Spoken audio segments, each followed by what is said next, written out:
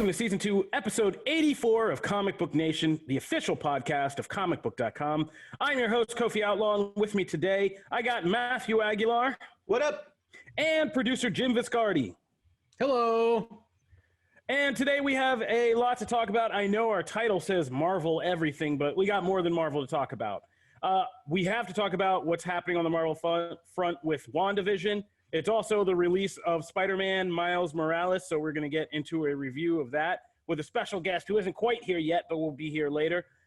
And we got to talk about the cast of DC's Peacemaker. Just got some casting announcements, so we're going to look in on that. We're going to go back to our Rant and Raves segment where we each get to drop something, kind of content we're either ranting about or raving about. And we have our usual comics breakdown. This week we are going to get into not one, not two, but three chapters of Marvel's X-Men, Ten of Swords. I keep saying X of Swords. I know. It happens. Ten of Swords crossover. We're going to give you the latest of what's going on in that tournament of sword fights. Plus, oh no, we scratched that other thing. We're going to wait for Janelle. That's right. Plus, we're going to give a rundown where we're going to talk about something new going on in TV, plus some comic stuff Matt's going to touch on. So, got a lot of good discussion to get into today. So, let's jump back up to the top. I jump on it. You're welcome. You said it. You set it up.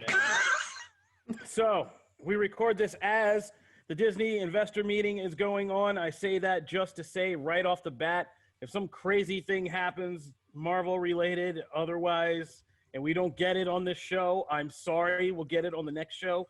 Sometimes life is unfolding as we're putting these together. And, you know, if you've listened to this for any length of time in season 2, you know full well about our timing troubles. Now, that said, what we're talking about right now is the delay, albeit slight delay, to Marvel's WandaVision because we can't have anything nice in 2020. We were waiting to see if Marvel's WandaVision would be able to kind of come in around the Christmas time holiday and finish out the year. Because that's, I mean, they literally put out a commercial that said still coming in 2020, right? Like, unfortunate. I always forget. I mean, like, it's 2020. So much has happened. There's two different realities now. And, like, I don't know sometimes which one, like, what stuff happened in which.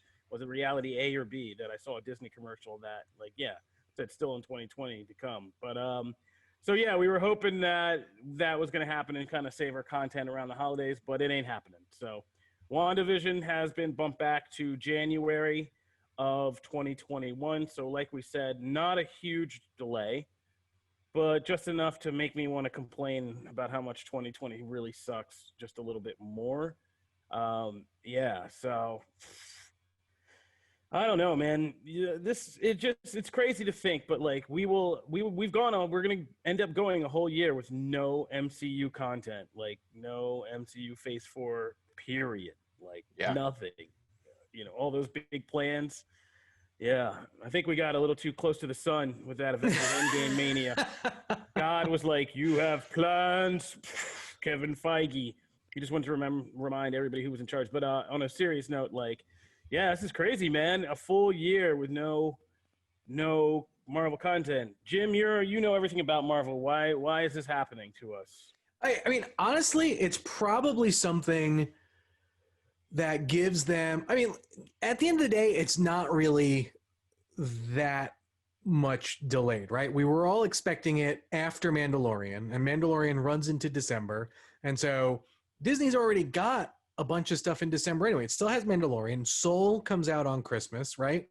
And I'm sure it's got a few other things that are happening in that month to begin with. So why stick it or why start it in December where you can go into the new year with an open road, basically, nothing else to really compete with it, and just kind of own the mind and market share there.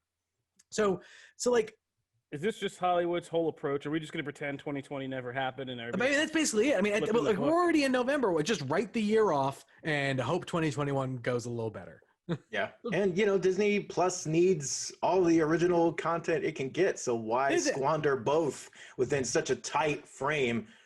Let it breathe a little bit, you know, and actually like get a long run out of it. And hopefully, you know, Falcon and Winter Soldier will then be completed and figured out. I mean, it sets you up better for the next year, I feel like. So, yeah, I mean, that makes sense. But I think also, too, there is more that you can do. I would imagine that there are some scheduling concerns for the rest of like the MCU stuff, right? Because we know that this show leads directly into Doctor Strange 2, and so by punting it a couple weeks, you give Doctor Strange 2 a few more weeks on the production time, but it also lets them wrap up some other stuff, right? Like Black Widow is just waiting in the wings. Falcon and Winter Soldier still needs some time to wrap up, basically, to do everything it needs to do. So it buys them a little bit of time. It's not too much more of a wait, and it sucks that we have to wait a little bit longer, but I think inevitably it will be better for it. Personally, I subscribe to the philosophy of don't care how, I want it now. So, yeah, I mean, it's just, I feel like, again, I mean, if you're just getting like paying monthly for that Disney Plus subscription, I feel like you're the smart person in the room right now, because who knows? They keep saying these things are coming, but I don't believe anything after 2020. They keep sending me emails. Hey, do you want to renew it? I'm like, I don't know yet. I haven't committed. Do you have anything to renew for? Yeah, exactly. All right. WandaVision coming sometime. Latest time they're telling you, 2021. Marvel is now the cable guy. All right. Moving right along over to the DC side. Like I said, DC's Peacemaker. So we're getting James Gunn's The Suicide Squad, and it already has, as DC is kind of making moves with HBO Max, they are expanding a TV universe to also coincide with their movies. And one of the first projects for that, alongside the Batman kind of Gotham PD spinoff, is one about John Cena's Peacemaker. And this was already kind of surprising news to get when we got this, because we haven't even seen a trailer for the Suicide Squad yet. We've seen that like behind the scenes making of thing, but like nothing really official that shows off who Peacemaker is or Cena's performance or anything like that. But yeah, we're getting this thing, and I really do hope it's still called F. It's Peacemaker, because that's what they've been marketing it like. But this week we got the cast for the show, and it's revealed some interesting actor choices and interesting character choices. So here's what we're gonna do. We are going to be getting Chris Conrad from Perpetual Grace and Mortal Kombat Annihilation as Johnny Cage. He is going to be playing Adrian Chase, aka Vigilante, in Peacemaker, which is, we've had Adrian Chase, of course, in and Vigilante as two separate people in the Arrowverse. But this is a more proper interpretation of the character and a proper fit for a show like Peacemaker and a character. So not mad at that. We have Daniella Brooks, who you guys best know from as Tasty from Orange is the New Black, who will be playing a character named Leota Adebayo.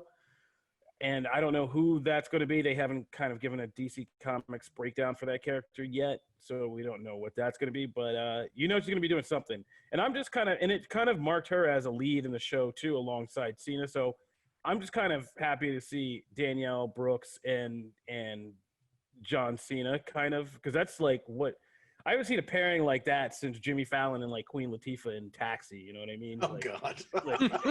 What a reference. I know, but like just weird pairings of people. Like, so I'm kind of excited for that.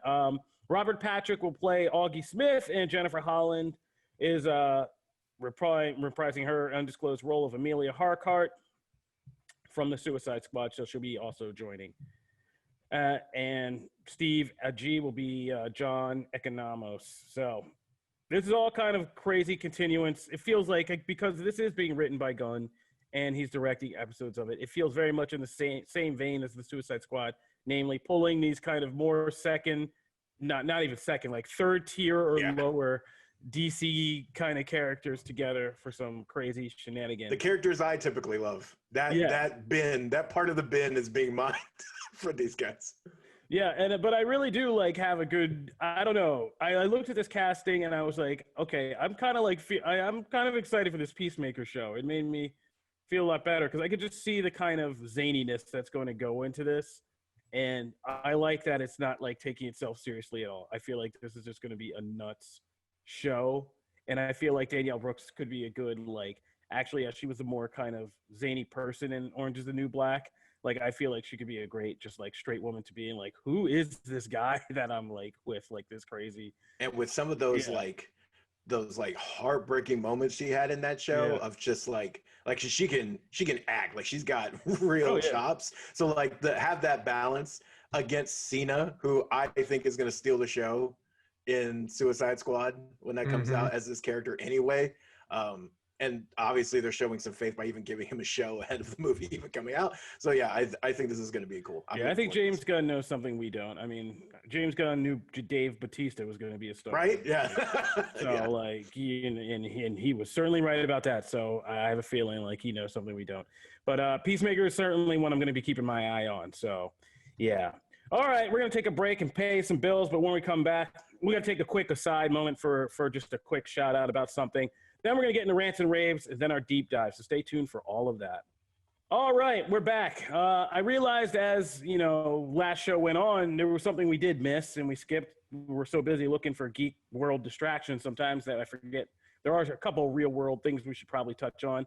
And this is just a quick segment to say RIP to Alex Trebek, Jeopardy icon, legend. We have arguments about these words in our office, but I'll just putting him down for both because, why not?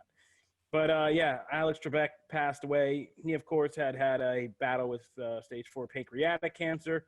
He looked like he was doing well and was going to make like a full recovery for a while there. It looked like he was really on the mend and kind of getting better. But, it is a struggle. And, he was a great fighter. And I know so many of us he's synonymous with just like life, right? Like, Jeopardy and that show. I've had not one but two family members appear on Jeopardy. That's like how much of a staple it is in my family. And there's also just much smarter members of my family than me. Yeah, it's just crazy. This has been a crazy year, and it just feels like every day there's like so much news about somebody passing away or loss or massive amounts of people that it gets kind of numb to it after a while in a weird way. And this is not my therapist office, so we're not going to get into all that. But yeah, I just wanted to take a minute and make sure we just kind of remember Alex Trebek and just talk about what a kind of influence he was on all of us. And just hearing they're just some people, like their voice, their likeness, their image, like, yeah, is really just synonymous and a part of your life and deeply ingrained with you. So yeah, RIP to Alex Trebek. And for me, I also wanted to talk about this because I'm just going to shout out the idea that's been going online. There's been a lot of talk of Ken Jennings, Super Jeopardy player Ken Jennings, taking over the show, which would be a fitting ode to that. I don't know if was Alex Trebek ever Super Jeopardy player before he became host. I don't know. But I am for the alternate theory of LeVar Burton, former Reading Rainbow icon, taking over Jeopardy, just because that's just another comforting voice that I would love to see take on that role. So I'm in the camp of LeVar Burton. I want to see Geordie LaForge handling Jeopardy from now on. So yeah, I agree. I think Jennings is probably the most likely pick, but I would like to see LeVar. I think that would be a great way to, like, I don't know, just continue that, that legacy in a different way. So, but it's great. Yeah. The guy who keeps educating us to read, can ask us some hard questions too. Reading Rainbow. I think just think he also he's got the personality and the temperament, I think, that would just. Yeah, there's a certain air you need for really Jeopardy. Well. Like, you need that stature, and he just has it. He's the man who taught us to read, Jim. He taught the world, America, to read. I mean, you ain't lying. Sure That's true. Yeah, so, yeah. RIP, Alex Trebek, and long live Jeopardy, and good luck to the next host. Those are big shoes to fill. All right, moving right along. Let's get into our rants and raves this week. This is our new segment where we get to tell you about the content we are kind of engaged with out there. So you get to know a little bit more about us and what we do, and it lets us let you know about stuff that doesn't necessarily like fit a segment of the show, but we enjoy, which is sometimes more interesting to you guys.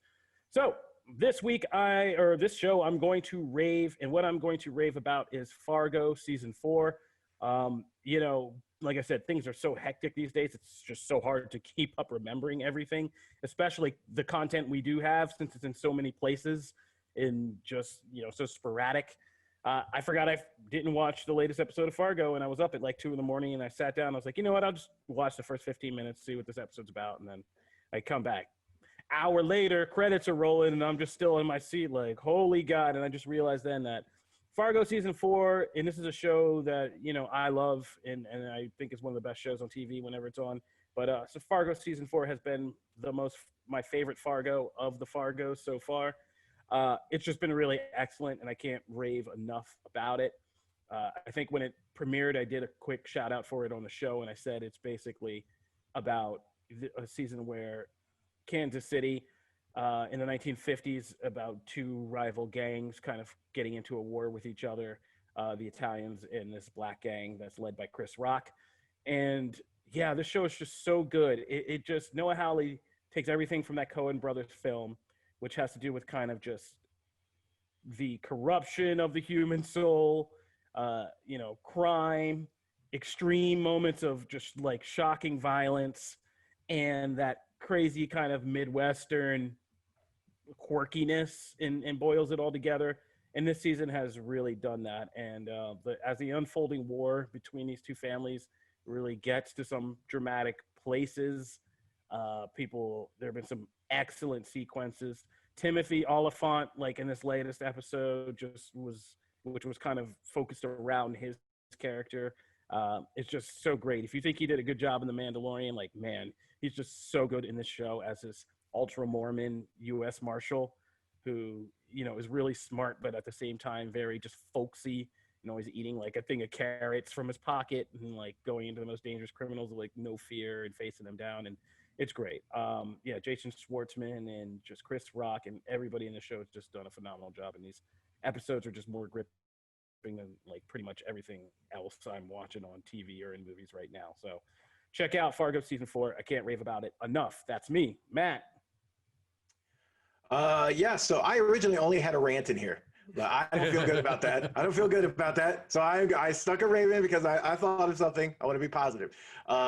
I tend to play games when I'm not working, and that helps me wind down. But occasionally, especially like in 2020, I kind of need something that's a little more brain fluff. So the new Supermarket Sweep is that for me. I actually was one of the ones binging the old show when it hit Netflix, and then it's also on Amazon Prime. And so seeing Leslie Jones give her spin, I feel like she's a perfect host for this version. Like, she's just incredibly fun. She gives so much energy to it, something the old host did not do. And I think some of the changes are really cool. Like, I don't love every single change. I hope they get a second season so that they can like work out some of those kinks, but it's just really fun.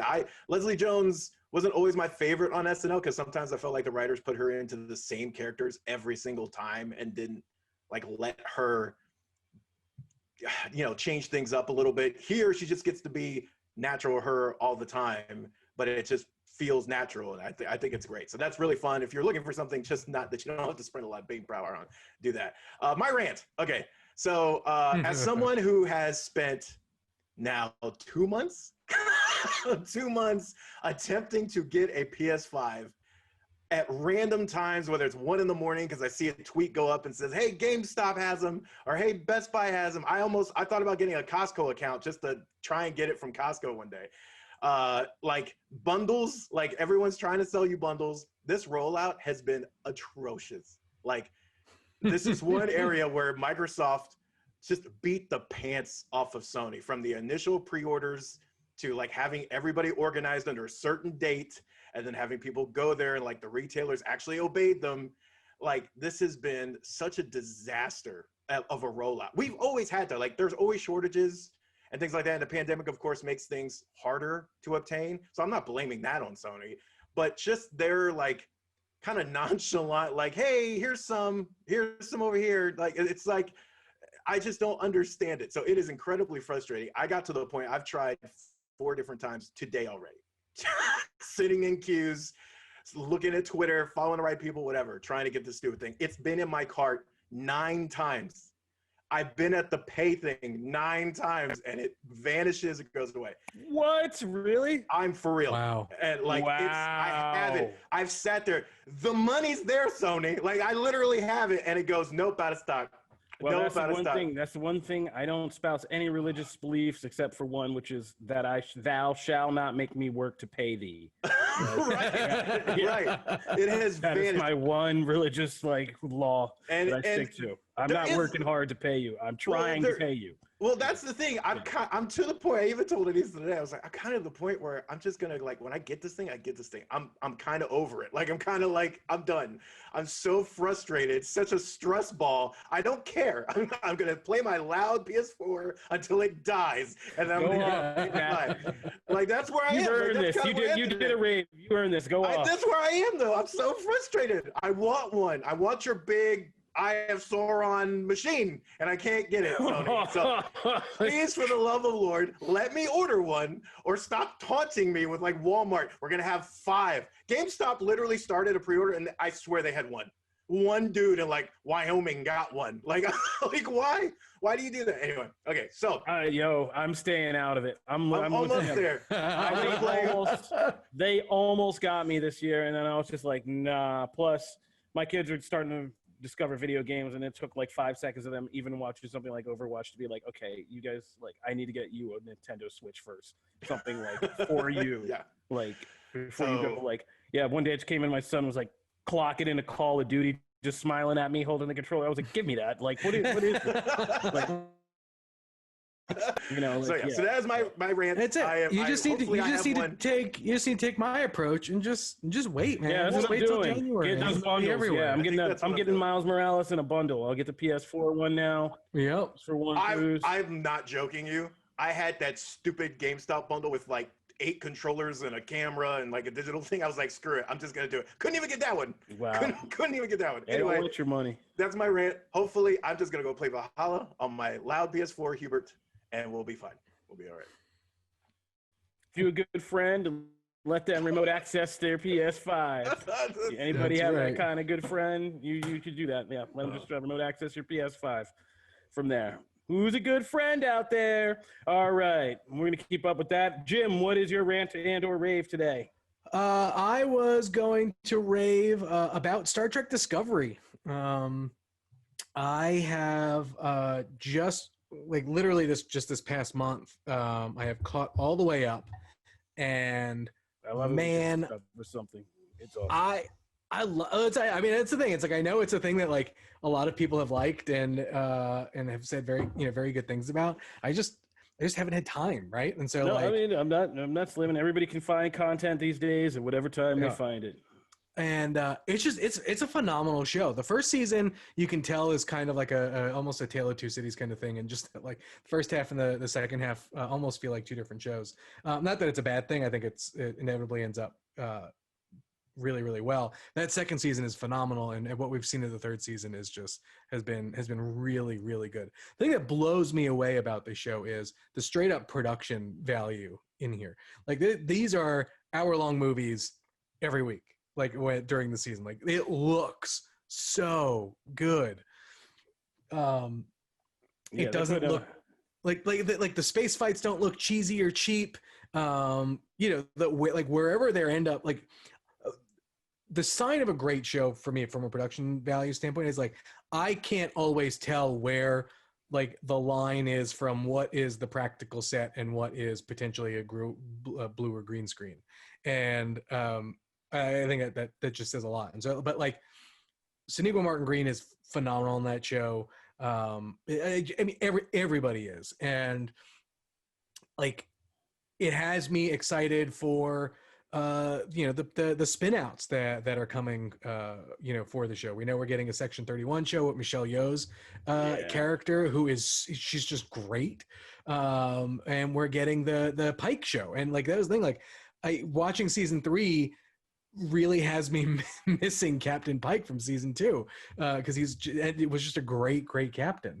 So it took me no time at all to binge it. Yes, it's on CBS All Access, so it is another streaming service that you need to spring for. But like, get the trial and watch the show. It is phenomenal.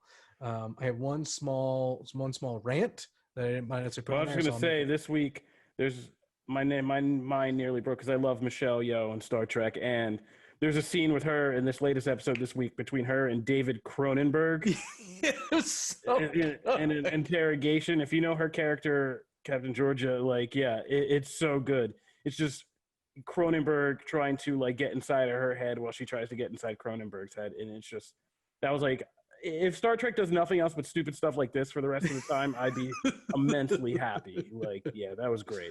You two have almost. This is probably my next like. Oh, you would love show. Discovery. I just like every time I hear a little bit more, it's like I should try because I'm not a Star Trek person. I really never. I knew absolutely person. Yeah.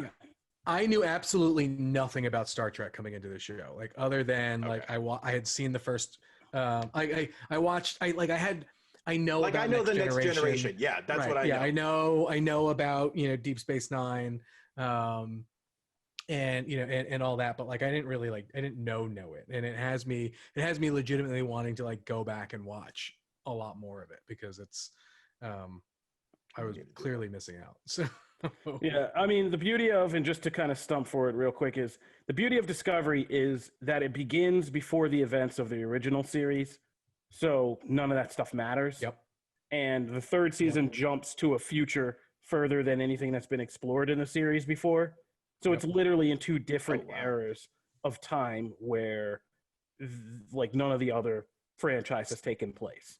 And so you don't really need to know. I mean, it's only fun if you know the history and context in an ironic sense. It's not like if you know how things turn out with Klingons, then the season one is kind of very doubly interesting to see how it began, but it's not at all necessary. If this is your first time figuring out what Klingons are, you'll be fine with season one. I would say if you are a fan of Mass Effect, yes, you need to be watching Star Trek Discovery. Yeah. Oh boy. Okay. I like that. It's like I love Mass Effect, and to me, this feels the most like that in show form.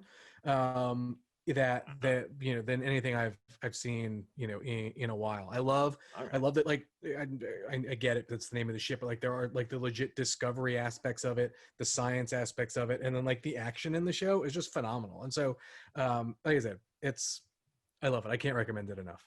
But okay, my small rant.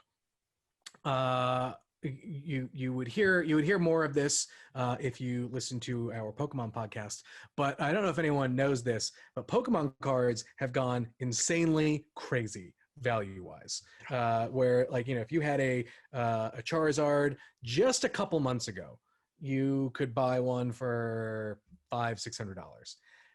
Now like that same card and of that quality is now selling for like $3,000. And if you have a first edition, perfect condition, you can buy a house with that card. Like that is how crazy it's been. But now the problem is that now everyone is like digging out their stuff and it's like, oh, I've got this, and it's all garbage, right? And everyone is just like, they're just trying to get whatever they can, and it's like no, go away. Is this 90s comics? Yeah. Is this like 90s extreme comics? Like we're gonna have like but that's 9 copies like, of a gold book. There is a legitimate there is a legitimate heat around. Like Logan Paul is getting involved. Ninja has been buying up some cards. Gary Vaynerchuk has been buying some cards. And so the crazy and here's the thing: those guys aren't spending insane amounts of money on these cards because they think they're going to be worthless in a couple of years. They these are like sports cards before them seem to have a true investment value, but like it just has exploded so nuts recently that everyone is coming out of the woodworks being like, would you like to buy my wares? And it's like, no, you have garbage, go away. Like but even like with new sets, like there was a Charizard card that came out in the most recent set that immediately off the bat was selling for $800 in the secondhand market, which is just crazy pants. Yeah. Crazy pants. It's nuts. Also, it makes me think of that Pawn Stars episode where the guy brought in all these Charizards. Oh, yeah. And like they were like all like high rated ones, and like Rick didn't buy them, and Chum was like, like I don't know what to do with them. I know they're worth money. I don't know what to do with them. Like, oh my god, that's like thousands of dollars just sitting on there. But whatever. Yeah. Do you, boo-boo? Well, I remember that's what all those Pokeramon geeks from the 90s. This is the future they wanted. All right. Moving right along. Okay. looks like we got some time, so we might as well take like about 10 minutes and like talk about Ten of Swords in the current chapters of Ten of Swords. So we've been kind of talking about the build up to what Ten of Swords will be, this kind of sword tournament between the X-Men and these mutants from Morocco, the lost half of Krakoa that got lost in Ameth, the dark half of Otherworld. And it's all been preamble and questing up until this point. Everybody had to get their swords and their teams together. And the first half of the story was all about that. Then we got X of Swords Stasis and a couple chapters afterwards, which saw all the combatants going into a dinner party together. And I think where we left off talking was Wolverine eviscerating Lady Saturnine, the kind of the magistrates or god of the Omniverse, goddess, and, you know, hoping to get out of this tournament by doing that. Well, picking right up with Ten of Swords, that plan does not go well at all for Logan. And this, I think, just to frame this whole week is where, I mean, this story just gets weird from here. Like, this week's version, like, just the chapters of this story, everything gets weird, and nothing plays out kind of how you expected. This whole thing about how we're just going to have a sword tournament, and yeah, that's going to be it. Yeah, I mean, we've gotten way weirder from there, so... Which is dividing a lot of people. Yeah. Well, okay, so that's what I'm excited to talk about, because like I feel like for me it's a bit of a bait and switch and not what I signed up for. Dropping grenades already. Oh, you're trying to say it's Empire? No, whoa. Yeah, Empire's and I'm going to defend Ten of Swords, and I'm already going to say, because I already have a piece in the works that defends Ten of Swords from a certain vantage point of what this story really is and why I enjoy it. And I'll say I'm enjoying it because I had this story in the bank. I just never got to it last week. And now after these chapters, I'm glad I didn't, because I'm like, oh, this is even better. Don't you love when that happens? Yeah. And basically it's a theory that what this really is, and I don't know how long Hickman and them, I mean, it's obvious they've had frames of this in the pipeline for a long time, but, like, it's kind of ironic because we didn't like the kind of Excalibur series, and we said like it's kind of weird fantasy King Arthur thing just didn't work for this Dawn of X. But I feel like Ten of Swords is very much a fantasy story, kind of dressed up to be an X-Men story, and it actually works for me. I think it works as a fantasy story, and I, as somebody who actually read a lot of fantasy as a kid, like I'm actually loving this stuff. Like I'm loving Otherworld. Whereas I did not care about this place at all through all of Excalibur, the Captain Britain mythology, all of that. I didn't ever care about that's a big reason why I just stayed away from Excalibur. I'm talking about all of Excalibur for years and decades. Oh, yeah. The Captain Britain stuff just... Yeah, I never liked any of this. I now like this stuff much more than I did. I like Excalibur in Age of Apocalypse when Nightcrawler was leading.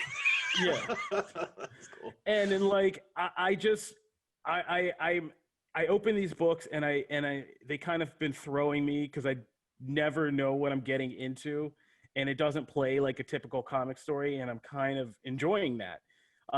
Just like opening the thing from Marauders and just having this long page of just text that tells you all this epic stuff that most comic publishers would have put into like 2-3 issues of, you know, the Starlight Citadel falling out of the sky, Magic making this epic save, like all this stuff from this, and then you find out it's this alternate future that Wolverine has been transported into.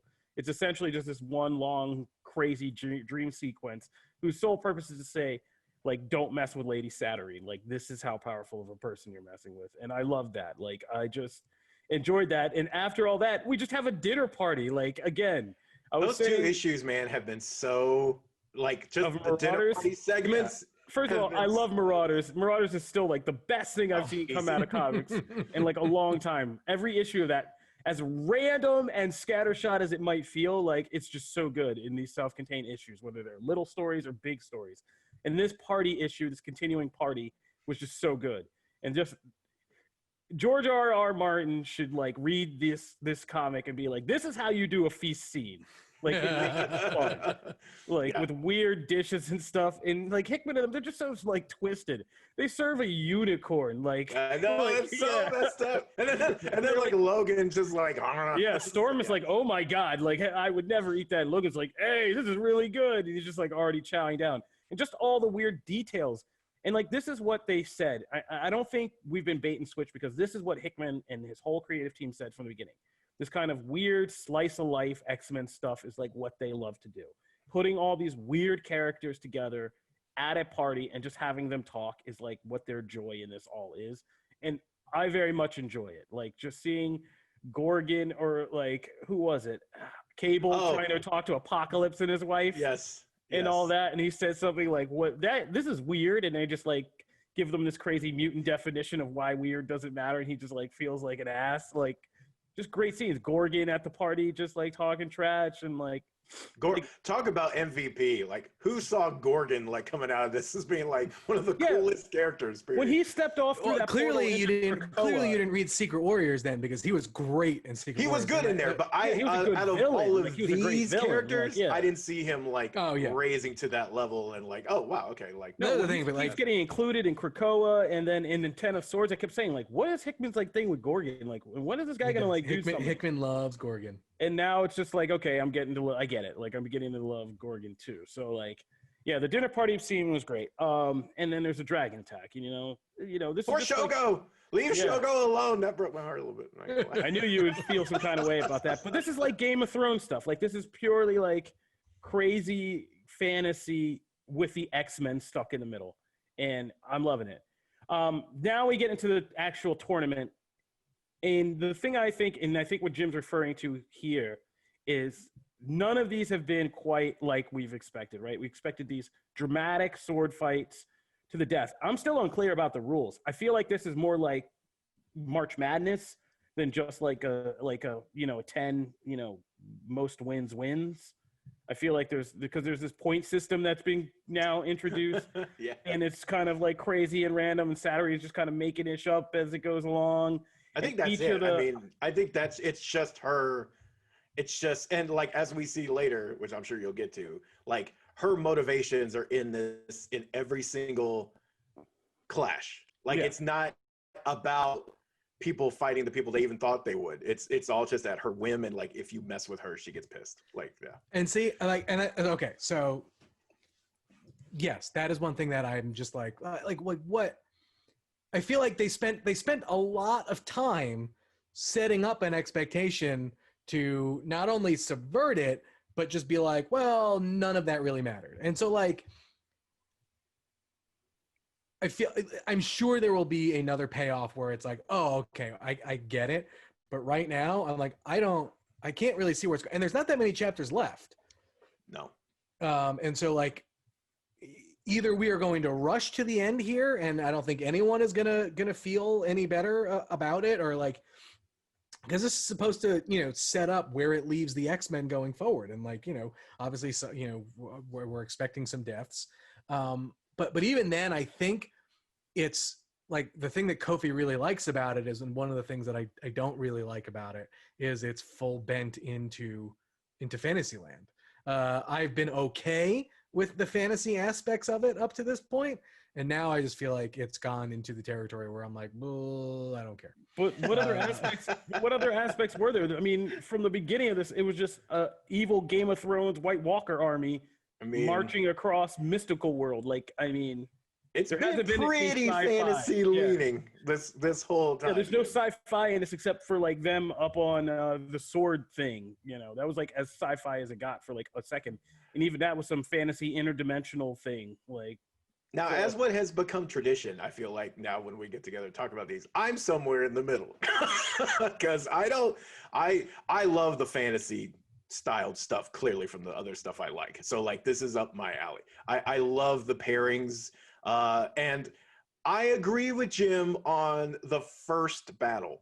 The first battle we see like this week is the one with like Captain Britain and remind me, Iska the Unbeaten. Yeah.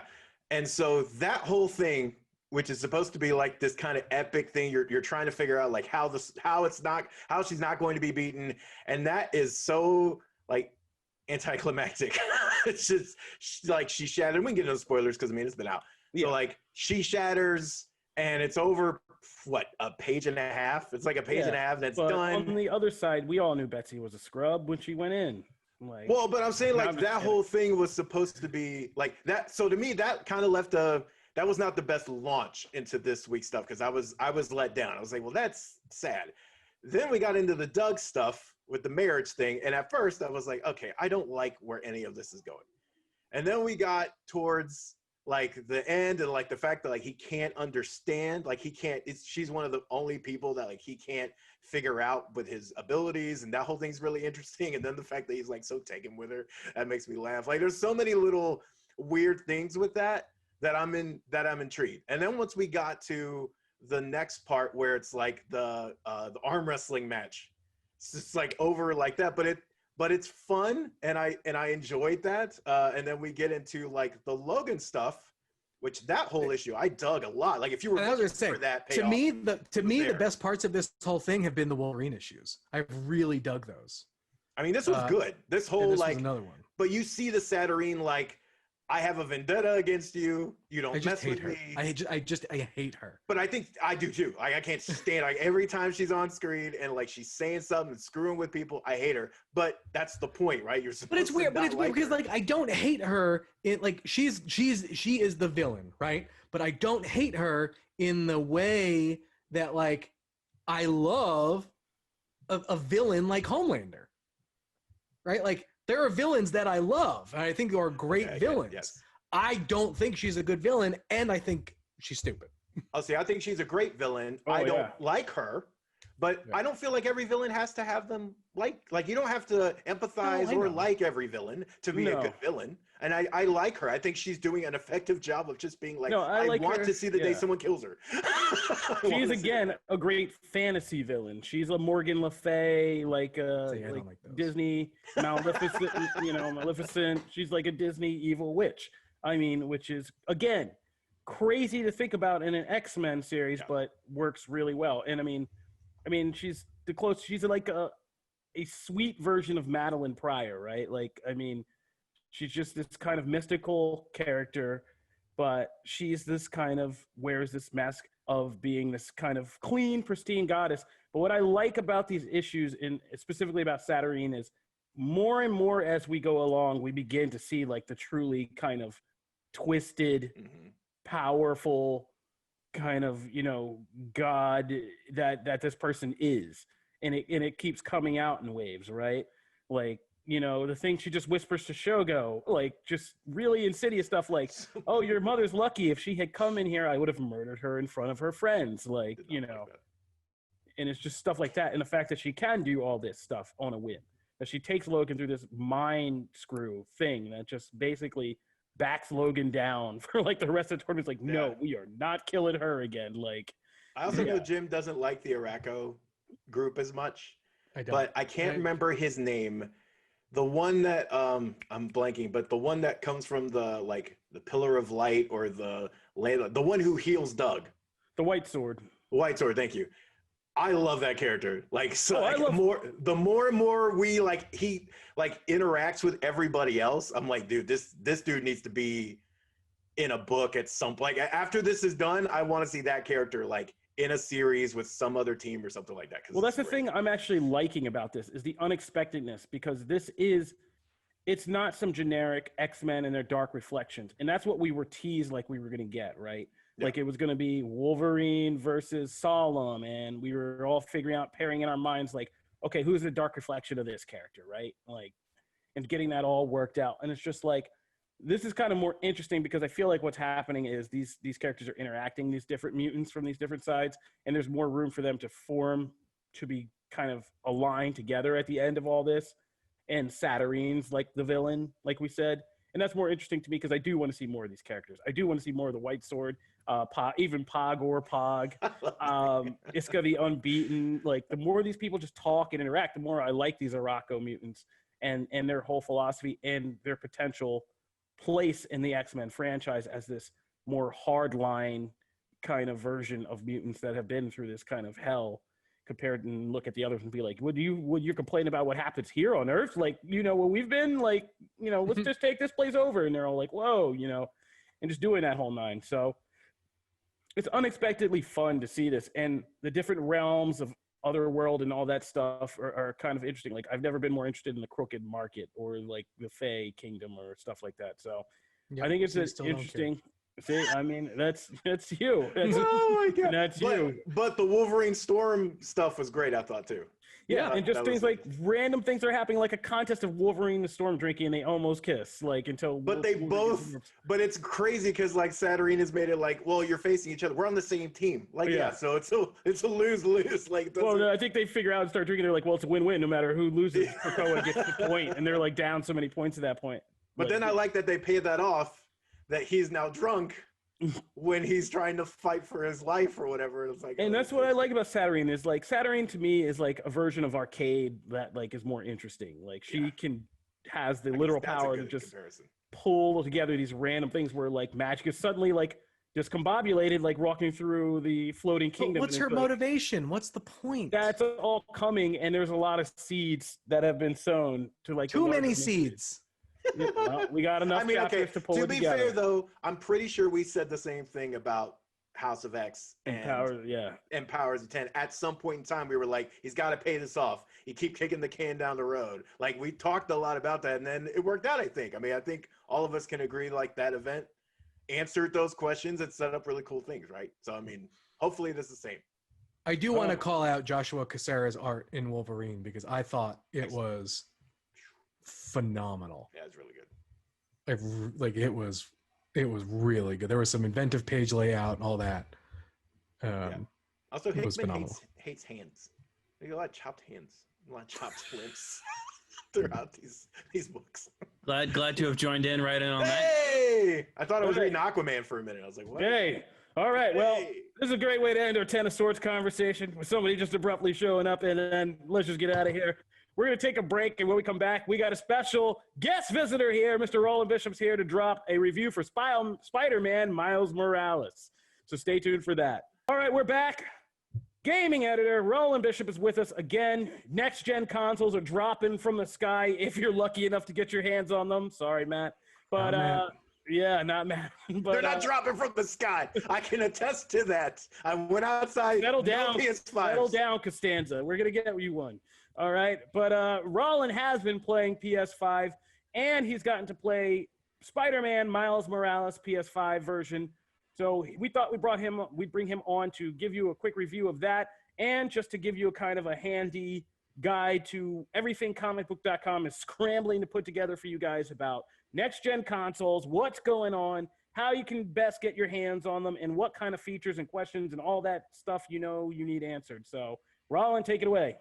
Okay, so first off, comicbook.com/gaming. It's all right there. We try and keep the most important stuff at the top of the page there. We're constantly putting out new stuff all the time. Obviously, Xbox Series X and PlayStation 5 this week, we're on the case. But again, I was brought here to specifically talk about Miles Morales on the PS5. And I did actually write an article specifically about this because Jamie Lovett, who did our written review, did play it on the PS4. I played it on the PS5. And honestly, if you have the option, you really should play it on the PS5. Obviously, it looks better. It loads faster. It just plays better. But there's a lot of little touches that could possibly go unnoticed if you were playing on the PS4. You may have seen Brandon Davis BD's stream of the game. You may have noticed that a lot of the textures maybe weren't as good or as crisp as maybe you wanted. All of that is solved in the next-gen version. Ray tracing, like all the windows as you're swinging around, the haptic feedback, the DualSense controller. I've talked about it before, said that this is the game changer for PS5. We're going to see how it's used for other games. But for Miles Morales specifically, you feel the webs on the adaptive triggers as you're swinging around. You can feel the rumble of the subway in your hand as Miles is riding it. I don't know how to sing its praises highly enough. I think as far as games to get when you get a PS5, Miles Morales like easily takes the cake. There are a bunch more things, but you've got to remember we're in next-gen console season when the old consoles are still very popular. Everybody already has them. There is like one game, just one, that is not releasing on anything but a next-gen console, and it's the free pack-in Astro's Playroom for PS5. You can play the other stuff anywhere else. But all that said, Miles Morales, easily the best one I've played so far on the PS5. And just to go over the basic stuff for people who didn't experience our other review, lengthwise, because this is kind of a strange game build, was it okay for you? Like as an experience, does it feel fulfilling enough as like a whole just gaming experience? Yeah, that's going to be a question I think on a lot of people's minds. Miles Morales, how long it takes to beat for just like the critical path, somewhere between 9 and 10 hours. Again, shorter than the original Marvel Spider-Man. We knew that going in, though. You know, we knew this was going to be a standalone title focusing on Miles himself. Peter's not really around for this. Sorry, anyone who really wants to play as Peter Parker. But yeah, it's really worth it to experience Miles' story and see sort of where the franchise is going. The Ultimate Edition, which is a little bit more expensive of Miles Morales, does include Marvel's Spider-Man Remastered, which is its whole ball of wax. So you can play like all of Spider-Man on the PS5 right now, remastered, beautiful, looking great. How do the boat people look? I have not gone to the boat people yet. This is a question Jim has asked me several times already. I knew you were going to ask that. I knew the boat people would come up. I knew it would happen. But there's something I got to play, like Sackboy and Demon Soul. The boat people are very important. Explore the boat people. So Screw Sackboy. The boat people need their own game. Pulling back from the boat people, yes, Miles Morales, totally worth the money. Especially if you're already getting a PS5. Like, you know, I talked about this in my review, and I believe I said it in the podcast before that, you know, that's a big drop of cash for new tech in the middle of everything. But if you're getting it, like, I can't imagine not getting Miles. Like, getting the PS5 and not getting Miles, that's just two great tastes that go great together. All right. Anything else you want to hype specifically for these next-gen consoles that we should be checking out on gaming right now? We're doing a lot of Assassin's Creed Valhalla coverage. Shout out to Matt, you know, really knocking it out of the park there. We're still putting up reviews for things like Bug Snacks, other things that are releasing. Just Dance 2021. Is it worth it? I don't know. You'll have to read about it. How does Fortnite look on the PS5? Fortnite looks fine. It's Fortnite still. Like, it looks so little enthusiasm there. It's wow. You just bought next gen to waste money if you're just talking about Fortnite. Just go play on your iPhone or yeah. I mean, it's the kind of thing like it's designed to look good on anything, right? Like that's its whole purpose. Like no one goes into the new World of Warcraft expansion going, I wonder what the textures look like. I bet they're great. They're probably fine, but they're all designed to sort of mesh into everything else. So, I will give Jim some support. I actually do really like Fortnite's artistic, like art style. I actually do like it a lot. So I don't play the game anymore. But I like the art style. It's totally missing out. It's the best Marvel game of 2020. Well, Miles Morales. Miles Morales exists. Oh, that's right. Miles Morales is good. Okay, it's the second best Marvel game. I'm not even getting on the Avengers battle with you, but I will say Miles Morales clearly takes it. Yes. You don't have to. It's an easy win. Marvel's Avengers is terrible. It's not terrible. Shots fired. Shots fired. It's not terrible. So yeah, I mean the PS5. If you're going to get a next gen console, if you really want exclusive games, if you really want you know the stuff that's already out in terms of like actual exclusive, RIP Halo Infinite, the PS5 is a good get. The Xbox Series X is still great and does exactly what it needs to do. It just doesn't really have new games right now. Boy, those load times, man. Series X. I watched that video. Good Lord. I think it's blazing fast. Yep. Yeah, somebody's playing Jedi Fallen Order finally right now. That sounds so great. All right. That'll do it. Thank you, Roland. Let's just do our rundown really quick. I just wanted to do a quick mention that on TV, Harley Quinn episodes 1 and 2 are being offered for free on HBO Max. So go over there. Check that out. If you have not seen this DC animated series, you are really like slipping. Missing out one of the best animated shows I've seen in a very long time. Harley Quinn's so good. Check that out for free. HBO Max. Matt, you wanted to mention some comics before we get out of here? Yeah, just a quick thing. If you're looking through books or books that you want to pick up, I would definitely suggest Savage Avengers is actually ridiculously fun because it features a team up of Juggernaut, Black Knight, Doctor Strange, and oh my God, I'm blanking on the last person, Magic. And that team is throughout most of the book, and it leads to some just ridiculous things that I was not expecting, and it turned out to be great. I'm just glad that book has finally like given up the ghost on its Conan BS. Oh no, it hasn't. It hasn't. I know he's in there, but like those first couple arcs were like they were a little rough. And the whole thing is about swords and fantasy. Like yeah, I know. I'm sensing a trend. We're discovering a lot about Jim today. What D&D club hurts you? It's just so weird because this is the thing. It's like I like fantasy things. I love the Baldur's Gate franchise. I love Lord of the Rings. I like that stuff. I don't know that out of my comics. The last few years, you're complaining about 2 fantasy things in comics right now. You weren't into Game of Thrones. Like, I'm not sure this all holds up. That's true. I was not into Game of Thrones. Matt, finish. We got to get out of here. All right. So, Champions number 2. If you're not looking for weighty topics, probably don't read this because there are very real life tethers in this book. A lot. I mean, it's dealing with a lot of the Kamala's Law, and very much like societal issues are in this. I'm a little mixed on it, but I really enjoyed some of the exchanges. So I mean, if you're looking for something different and weighty, definitely check that out. The last one I will say is Power Rangers number 1. If you don't read any other Power Rangers comic of this year, I would suggest read this one. It's a number 1, launches a whole new storyline, and it's awesome. It does some like really interesting things with the franchise going forward. So definitely check that out. I want to add one more comics recommendation because it's a book that I've slowly been catching up on, and it's been really, really good. Sophie Campbell's Teenage Mutant Ninja Turtles, if you are a fan of the Turtles, is a 100% must read. And I loved there's a surprise at the end that ties back to ties back to some characters from the movies that we haven't seen in forever in canon for the first time. I didn't see that coming. I did not see that coming, not even a little bit. And so like, I mean, it's added to the mythos in a way that's been a lot of fun. Jenica is a great character. And like I said, it looks good. It reads great.